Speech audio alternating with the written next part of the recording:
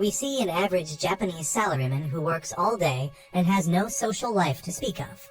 He is stuck in this monotonous and soul-sucking routine until one day he straight up has a heart attack because his life is so damn empty.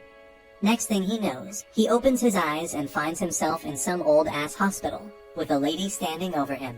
She says he has a gentle face like his pups, but he can't make sense of what the hell is going on. Then a maid comes in and offers the lady some tea, and that's when he finally catches a glimpse of himself in the tray the maid is holding. He's been reincarnated as a baby named Ars Luvent, and by the time 3 years have passed, he has already begun to make the best of his new life here. Dude done mastered reading and writing, and got some mad knowledge about this whole new world. Turns out he was born in the Summer Fourth Empire, ruling over the Summer Fourth continent. Since he ain't never seen a map like this before, he knows for sure he ain't on Earth no more. Lucky for him, he was born into a noble family called the Luvent, so he lived largely in a mega crib with his chef taking care of him.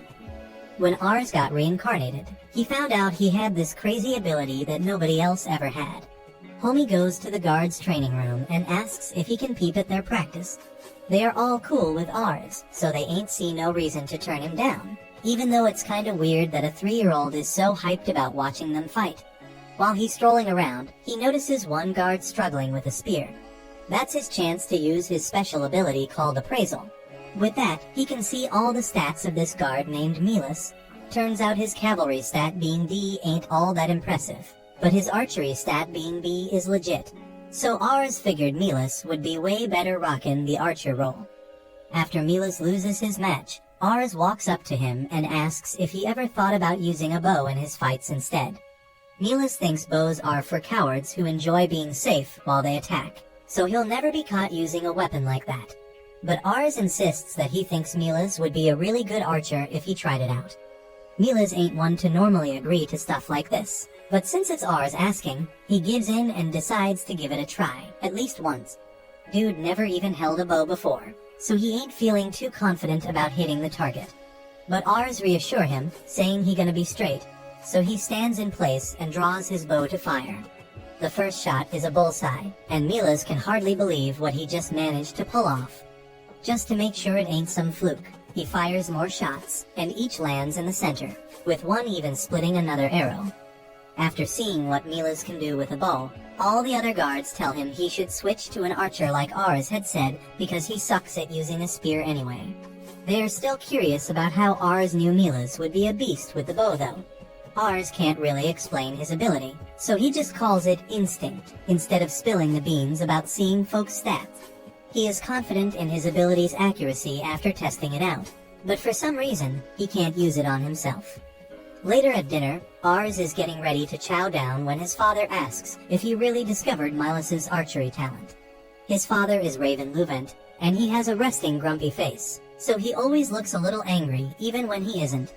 Ars thinks his old man is a legend because he went from a farmer to nobility with just his fighting skills. The dude is so damn powerful, he could take down 10 dudes solo if he wanted. Father tells Ars to work on honing that instinct for spotting other people's talent, because one day Ars gonna be the lord of the land. And when that day comes, being able to see folks' talent's gonna be hella valuable. He offers his plate of food to Ars, showing some love, saying he wants Ars to grow up quickly. Since that day, Ars has been reading up on the Empire and realized he gonna be straight up screwed if he doesn't change things soon. The rulers of Summer Fourth were straight up corrupt, and because of that, the peasants all over the kingdom revolted. If this keeps going, the whole empire might crumble, leading to some serious wars. As the future lord of this joint, he gonna need to lead his crew into battle, but he ain't got the confidence to say he gonna succeed in a war. So he decides he gotta get prepared for that disaster by gathering up some talented folks to have his back when that day comes. He hit the streets of the city and started using appraisal to scan the people, looking for anyone with some kind of talent.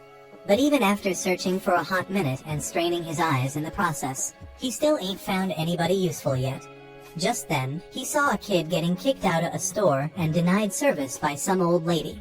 Everybody sees what's going down, but they are all racist as hell, so they ain't trying to help out a Malkin. Malkin are the folks who came to Summer Fourth from across the sea, usually brought in as slaves, so people look down on them. Ars isn't going to just watch him be ostracized by the people, so he walks up to him and offers a loaf of bread that he has on hand. The kid is unsure at first, but he takes the bread, and then Ars uses appraisal on him. Turns out this kid named Rate has some serious stats going on. Dude is on par with some of the dopest folks in the world, so if he gets the chance to grow, he will become a force to be reckoned with. Reitz finishes up the bread, and thanks Ars again for the kindness and bounces. But Ars ain't letting such a talented dude slip away, so he trails him till they end up in a dark alley. Reitz stops him, saying it's dumb to be following strangers in sketchy places, but Ars cuts him off and asks to make Rate his retainer. Reitz thinks he is playing, but Ars is dead serious, so he introduces himself as the Lord's son and asks once again for Reitz to join him, because Ars can see he got mad talent. Reitz doesn't believe he is as talented as Ars claim. Plus, he knows it gonna mess with his family's rep if they take in a Malkin like him. Ars say he gonna figure something out, but Reitz still declines the offer and starts walking away. As he is leaving, Ars start chasing after him because he might never find another gifted person like Reitz again. So he switches tactics and tries to bribe him with all the bomb-ass food his family's chef can whip up. Ars bring him back to his house, and Reitz is shocked to see Ars wasn't messing about being the Lord's son. They head inside, and some mouth-watering food gets served to Ars. But even the servants here are straight-up racist, so they only give Reitz a bowl of beans and tell him he can't expect decent grub because he is a Malkin. They want him to eat them crusty-ass beans and bounce. But Ars ain't having none of that blatant disrespect toward his guest. He makes it crystal clear that Reit's gonna get treated like any other guest up in this joint. So they all apologize and hook him up with some legit food this time. Yeah, boy! While Reitz is grubbing on his meal, Ars asks him why he ended up on Summer 4th in the first place. So he explains that he was part of a group of mercenaries before. But unfortunately, they were all killed on one of their missions. Reitz had been wandering around aimlessly since then until he stumbled upon this place. That's a heart-touching story, but the butler doesn't care in the slightest and urges Ars to make the filthy Malkin boy leave. Ars tells him that he won't be making Reitz leave anytime soon since he brought him here to have him become his official retainer. The butler thinks that's a crazy idea because his father ain't never gonna give the green light for that. And he is right because when Ars spills the beans to his pops about his plans, his old man straight up shuts it down, saying folks like Reitz just ain't on par with the people of Summer 4th. So he is worthless. Even his father is racist, so Ars gotta work some magic to make him accept Reitz as a retainer. He tells his father he got a feel for Reitz's mad talent, just like he did with Millet.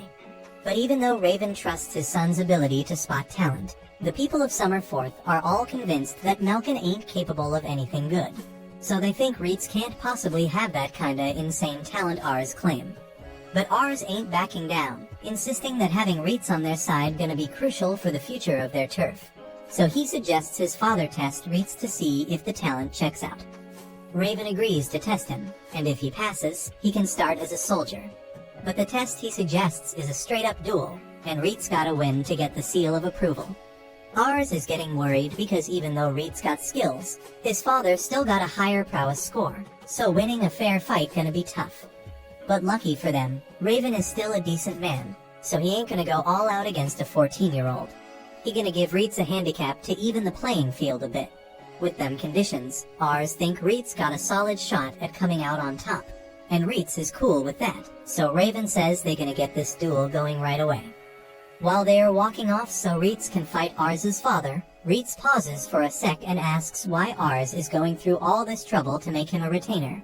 The offer makes him happy, but it seems too good to be true, considering he is always getting persecuted because he is a Malkin. Ars assures him that he is putting in all this effort because Reitz means something to him. One day, Ars gonna be the lord of the land, and when that day comes, he wants Reitz right by his side. So Reitz promises to give it his all and win. They roll up to the practice grounds, and everybody is confused as hell about what's going down. Raven asks for practice swords and an hourglass to be brought over. Once they got the gear ready, he explained that all Reitz gotta do was land one hit on him within the time limit to be declared the winner. Ars think this might work in their favor because even though Raven is the illest swordsman around, Reitz's skills should be enough to at least score one hit on him. The duel kicks off, and Raven straight up charges at Reitz with all his might. Reitz is nimble though, and manages to dodge, but he can feel that if that hit connected, it would have wrecked him, practice sword or not. Raven is stronger than him, but Reitz is still holding his own in the fight. The other soldiers are hella impressed because they couldn't keep up with Raven at all, and that was when he took it easy on them. But now, Raven is going after Reitz without holding back. Then Reitz gets smacked in the shoulder, sending him bouncing off the floor. He gets back up and looks over at Ars, who is cheering him on. That pumps him back up, and he is ready to keep the fight going. He comes at Raven with a new strategy, ducking under his strike and sneaking behind him. He uses the sun's glare as cover to mess with Raven's vision and land a hit. Raven still blocks it, but once Reitz steps back to create some space, he declares that the duel is over. Reitz looks back to make sure he hasn't run out of time, making sure there's still sand in the hourglass. That means he landed a hit on Raven, even if it was just a light tap. Everybody is straight up stunned by what Reitz pulled off, and Raven gives him props for the win. He admits Ars was right about Reitz's insane talent, and now that he saw it with his own eyes, he knows Reitz got the potential to be a top-tier swordsman in the future. Ars also has a bright future ahead of him if he is able to find such talent so easily. Raven was worried about how Ars gonna handle the craziness of the world when shit hit the fan, but now it looks like he ain't gotta worry about nothing. Ars may have managed to become the new emperor of the land. That's a little ambitious for the lord of such a small village. Reitz gained mad respect from the soldiers now that they saw what he was capable of. And a little while later, Ars swung by to check if Reitz was getting comfy in his new life here. Reitz is rocking his fresh uniform. He decided to take on servant duties too because he wanted to help out as much as he could. He also shows major gratitude to Ars for saving him from a life on the streets. To pay back that debt, he gonna stand by Ars's side from now on. Thanks for watching. Subscribe to not miss the next part.